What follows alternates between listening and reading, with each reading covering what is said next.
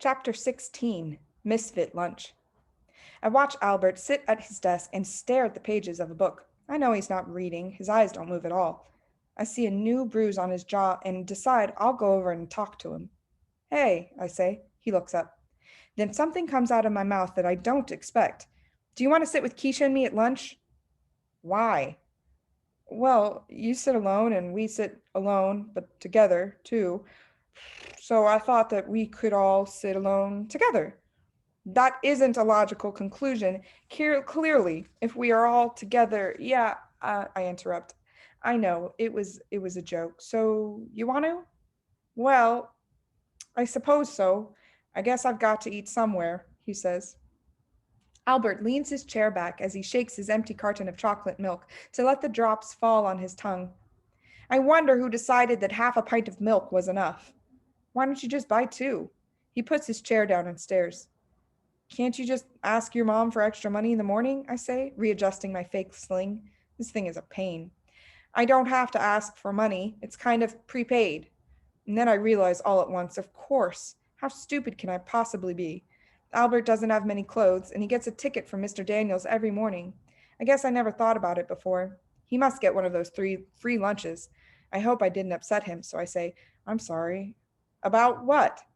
Well, about, that you get the free lunch. He shrugs. There are worse things than a free lunch, I mean. Yeah, I guess. It disturbs my mom, but my dad says he wants to leave his mark on mankind with one of his inventions, and she says he should get a real job. They fight about it a lot, actually. I'm really surprised he told me that, and I decided to never tell another soul about it. Hey, says Keisha, sitting down. Hey, I say, and Albert nods. So, Albert, Keisha says, I watched Star Trek because you're always spouting off about it. The special effects are not that special. Kind of pathetic, actually, like a first grade puppet show. Albert looks horrified. Keisha laughs as she unwraps her sandwich. Yeah, I knew that would get you. Shay's voice arrives before she does. Look, Jessica, she says as they walk by. It's the island of misfit toys. Yeah, Jessica says. It's like a six-legged freak. Shay laughs, and Jessica looks proud of herself. Those girls are like walking pricker bushes, Keisha says, taking a bite of her sandwich. Don't let them bother you. They don't bother me, Albert says. It doesn't bother you at all that she called us misfit toys? I ask. It doesn't bother me, Keisha says. That girl can flap her gums about me until the sun rises and sets again. I really don't care. I wish I didn't care. And I wish I wasn't jealous of Shay and all that she has. Albert is wide eyed. But why are those toys all misfits? Square wheels on a train can be fixed easily enough. Albert has his most serious voice turned up on high. And what's wrong with the doll anyway? Why is it a misfit? It seems to adhere to the standards of a typical doll. Wow, he is in full professor mode. The Charlie in the box, he continues, is just like a Jack in the Box in every way but his name. Something is not a misfit simply because it has a different name. That isn't true, I blurt out. He looks shocked. I suppose he isn't used to being corrected. He holds up his milk carton. Suppose I say this is orange juice. Doesn't change what's inside. That's different, I say, thinking that the milk will feel like it's orange juice if it's told that enough.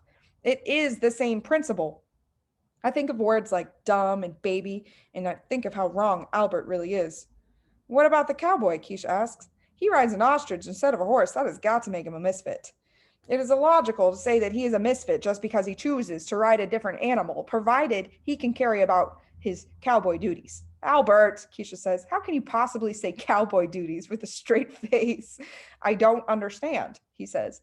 Keisha's forehead touches the table, and he continues, especially when you consider that ostriches run faster than horses, require less water to drink, and can use their legs and feet as weapons. They are fierce kickers with sharp claws. I, for one, would trade a horse for that. That's just logical. And then I think that if someone hung a sign on me that said anything, having that sign there wouldn't make it so. But people have been calling me slow forever, right in front of me, as if I'm too dumb to know what they're talking about. People act like the words slow reader tell them everything that's inside, like I'm a can of soup and they can just read the list of ingredients and know everything about me. There's lots of stuff about the soup inside that they can't put on the label, like how it smells and tastes and makes you feel warm when you eat it. There's got to be more to me than just a kid who can't read well.